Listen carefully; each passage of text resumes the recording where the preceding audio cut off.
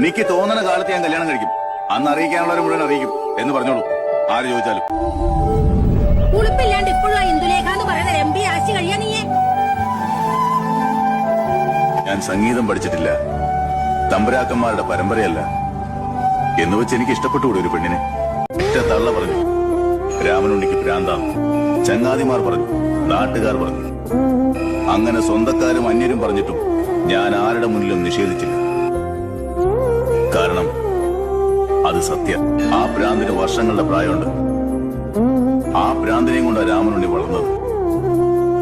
രാമനുണ്ണിക്ക് ഇഷ്ടാത് വളരെ. എന്നേക്കാളും എനിക്ക് ഇഷ്ടമാണിത് നീ എന്ന് പറയുന്ന ഭ്രാന്തിനെ.